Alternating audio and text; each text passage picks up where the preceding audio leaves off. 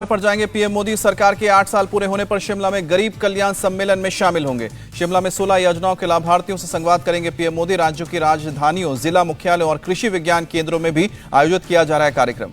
आज किसान सम्मान निधि की 11वीं किश्त भी जारी करेंगे पीएम मोदी। 10 करोड़ से ज्यादा लोगों को फायदा मिलेगा। परिवारों को 21,000 करोड़ रुपए की राशि जारी की जाएगी। हिमाचल प्रदेश के सीएम जयराम ठाकुर ने शिमला के रिज मैदान का निरीक्षण किया। कहा कि शिमला में पीएम मोदी का कार्यक्रम ऐतिहासिक होगा।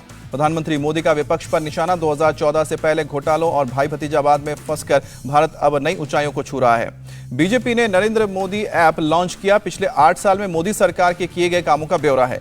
बीजेपी के राष्ट्रीय अध्यक्ष जेपी नड्डा ने कहा कि सेवा, सुशासन और गरीब कल्याण सिर्फ शब्द नहीं, पीएम के काम करने का तरीका है। दिल्ली के स्वास्थ्य मंत्री सत्येंद्र जैन को आज दोपहर 2 बजे राउज एवेन्यू कोर्ट में पेश किया जाएगा। जैन को रिमांड पर देने की मांग करेगी ईडी। सत्येंद्र जैन को ईडी ने सोमवार को गिरफ्तार किया था। जैन पर मनी लॉन्ड्रिंग का आरोप है। कोलकाता की कंपनी से जुड़े हवाला लेन देन के मामले में कार्रवाई। सत्येंद्र जैन की करोड़ों रुपए की संपत्ति हो चुकी है सीज। मनीष सिसोदिया ने सत्येंद्र जैन की गिरफ्तारी को हिमाचल चुनाव से जोड़ा। बीजेपी वहां हार रही है कहा। बीजेपी नेता तजिंदर पाल सिंह बग्गा ने सत्येंद्र जैन को स्कैमस्टर बताया। 240 कंपनियां चलाने को लेकर सिसोदिया से मांगा जवाब। कपिल मिश्रा का केजरीवाल पर निशाना। सत्येंद्र जैन कठपुतली, असली अपराधी केजरीवाल। कुमार विश्वास ने कहा कि जिस केस में सत्येंद्र की गिरफ्तारी हुई है उस पर पीएसी में मांगा था जवाब, तब मुझको रोका गया था। पंजाबी सिंगर सिद्धू मूसेवाला का आज मनसा में होगा अंतिम संस्कार। सुबह परिवार को सौंपा जाएगा पार्थिव शरीर। सिद्धू मूसेवाला का 5 डॉक्टर्स की टीम ने पोस्टमार्टम किया। 2 घंटे तक चला पोस्टमार्टम। डेड बॉडी में गोलियों के 24 निशान मिले हैं। मूसेवाला हत्याकांड में ताबड़तोड़ एक्शन। देहरादून से 6 लोग हिरासत में लिए गए। कनाडा में बैठे गोल्डी बड़ा ने ली हत्या की जिम्मेदारी। पंजाब के मोगा में ऑल्टो कार बरामद। वारदात को अंजाम देने के बाद इसी कार से भागे थे शूटर। उत्तराखंड एसटीएफ ने भी 2 गाड़ियां पकड़ी।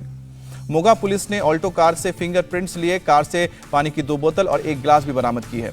ज्ञानवापी मस्जिद के अंदर का एक्सक्लूसिव वीडियो सामने आया। सर्वे के वीडियो में फव्वारा नहीं, शिवलिंग ही दिखा। वजू खाने का पानी सूखने के बाद शिवलिंग का आकार बिल्कुल साफ नजर आया। हिंदू पक्ष ने शिवलिंग से छेड़छाड़ करने का आरोप लगाया। वीडियो में ज्ञानवापी की दीवारों पर कई तरह के प्रतीक चिन्ह देखने को मिले। त्रिशूल और कलाकृतियां दिखी। वीडियो सामने आने के बाद हिंदू पक्ष का दावा, कानूनी लड़ाई में होगी जीत। वीडियो के सामने आने के बाद हिंदू पक्ष की मांग, शिवलिंग के दर्शन पूजन का मिले अधिकार। ज्ञानवापी मामले पर वाराणसी जिला कोर्ट में 4 जुलाई को अगली सुनवाई। वर्शिप एक्ट के तहत केस खारिज करने की मांग कर रहा है मुस्लिम पक्ष। हिंदू पक्ष के वकील का दावा, मंदिर तोड़कर मस्जिद बनाई गई, कोर्ट रास्ता निकाले या संसद कानून बनाए। किरण सिंह बिसेन की याचिका पर वाराणसी की फास्ट ट्रैक कोर्ट में 8 जुलाई को सुनवाई। मुस्लिम पक्ष को जवाब दाखिल करने का समय दिया। फास्ट ट्रैक कोर्ट में दायर याचिका में ज्ञानवापी में शिवलिंग की पूजा और मुसलमानों की एंट्री बैन करने की मांग की गई है। कमीशन की कार्रवाई की फोटोग्राफी रिपोर्ट लेने के लिए दोनों पक्षों को अंडरटेकिंग देना पड़ा। वादी महिलाओं को सीडी मिली है। ज्ञानवापी पर याचिका दायर करने वाले महिलाओं को मिला है सर्वे का वीडियो। कहा कि कोर्ट ने सार्वजनिक करने से मना किया है। श्री कृष्ण जन्मभूमि और शाही ईदगाह विवाद पर 1 जुलाई को अगली सुनवाई। हिंदू महासभा ने मस्जिद में प्रवेश की मांगी है इजाजत। हिंदू महासभा ने 1 जून से 30 जून तक मस्जिद में प्रवेश की इजाजत मांगी है। मस्जिद में मौजूद हिंदू धर्म चिन्हों को मिटाने की जताई थी आशंका। लखनऊ कोर्ट में टीले वाली मस्जिद पर आज भी होगी सुनवाई। याचिका में लक्ष्मण टीले को तोड़कर मस्जिद बनाने की बात कही गई है। बीजेपी ने राज्यसभा चुनाव के लिए एक और लिस्ट जारी की है। यूपी से मिथिलेश कुमार और डॉक्टर के लक्ष्मण को दिया गया है टिकट। एमपी से सुमित्रा वाल्मीकि और कर्नाटक से लहर सिंह सिरोया को बनाया गया है उम्मीदवार।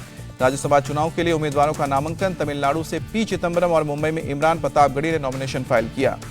महाराष्ट्र से बीजेपी की तरफ से पीयूष गोयल, अनिल बोंडे, धनंजय महाडिक ने नामांकन किया है। पीयूष गोयल ने तीनों की जीत का भरोसा जताया है।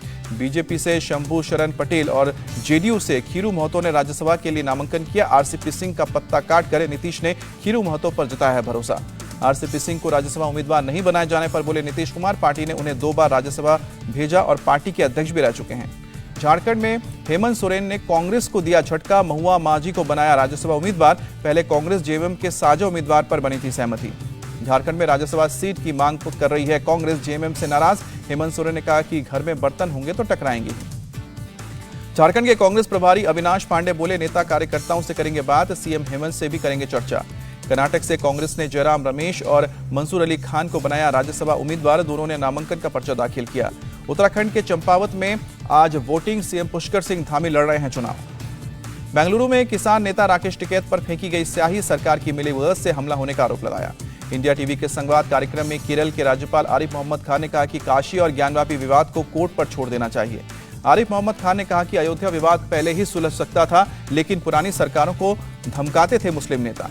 केंद्रीय मंत्री नितिन गडकरी ने पीएम मोदी की तारीफ की, कहा कि कभी किसी मंत्री के काम में दखल नहीं देते हैं, गलत करने पर लगाते हैं अंकुश।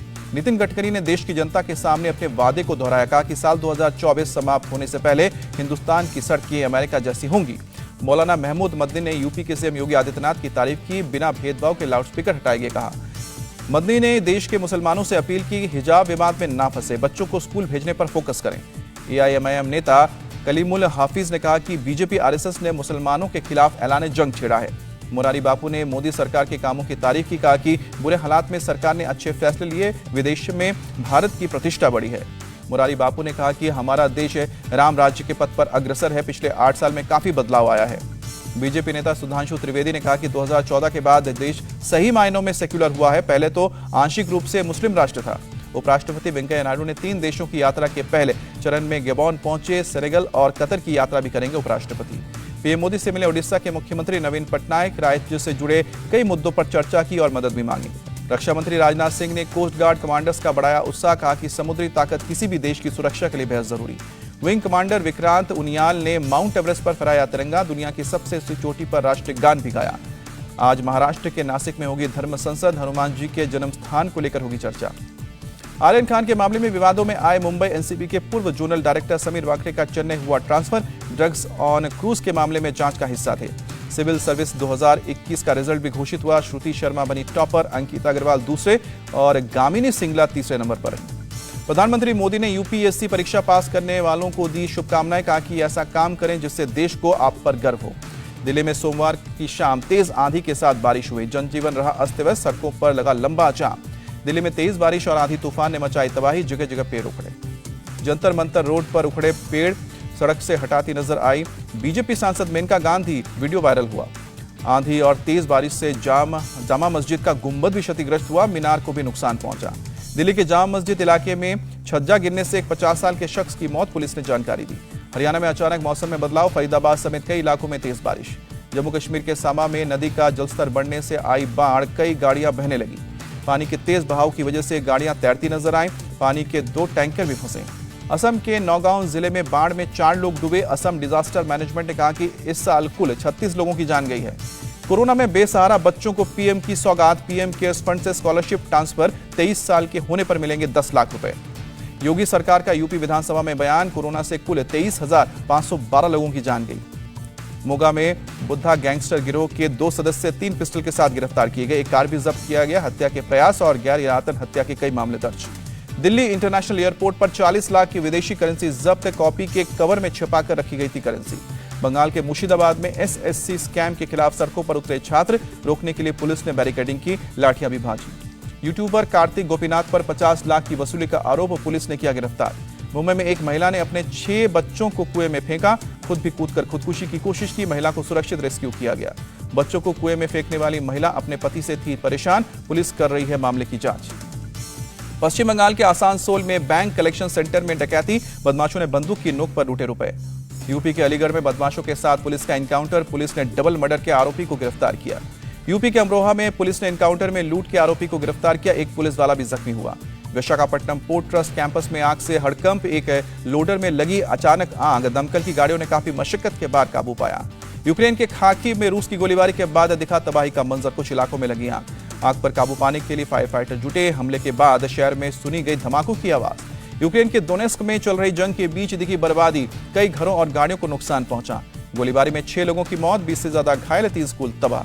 बेल्जियम ने ईयू समिट में पहले यूक्रेन के समर्थन में प्रदर्शन किया, सड़क पर उतरे लोगों ने नारेबाजी की। नेपाल में प्लेन क्रैश में मारे गए लोगों का शव पहुंचा काठमांडू, काफी मशक्कत के बाद निकाला गया बाहर। 22 लोगों में से 21 के शव बरामद, उड़ान के बाद एयरपोर्ट से टूटा था प्लेन का संपर्क। अमेरिका के कोलोराडो में झील में पलटी नाव, हादसे में 1 की मौत, 1 लापता, 10 घायल। मेक्सिको की तरफ बढ़ रहे तूफान ने बजाई खतरे की घंटी, मौसम विभाग ने जारी किया अलर्ट। तूफान की वजह से भारी बारिश की आशंका, 200 से ज्यादा शेल्टर तैयार किए गए। इराक में आईएस आतंकियों के ठिकाने पर हवाई हमला, हैमरीन की पहाड़ियों पर बमबारी की गई। आईपीएल का खिताब जीतने के बाद गुजरात टाइटंस की विक्ट्री परेड, गांधीनगर की सड़कों पर खुली बस में मनाया जीत का जश्न। बस के ऊपर कप्तान हार्दिक पांड्या के साथ सभी खिलाड़ी रहे मौजूद, फैंस का भी जमावड़ा लगा। गुजरात टाइटंस के खिलाड़ियों से मिले गुजरात के सीएम भूपेंद्र पटेल, कैप्टन हार्दिक पांड्या को मोमेंटो भेंट किया। आईपीएल के दौरान स्टेडियम के क्यूरेटर और ग्राउंड्समैन को भी मिलेगा इनाम, बीसीसीआई ने की है इनाम की घोषणा। एशिया कप हॉकी में आज भारत का मुकाबला साउथ कोरिया से होगा। फाइनल में जगह बनाना के लिए उतरेगा भारत। और वाराणसी में फिल्म सम्राट पृथ्वीराज के प्रमोशन के लिए पहुंचे अक्षय कुमार। गंगा में लगाई डुबकी, किया पूजा पाठ।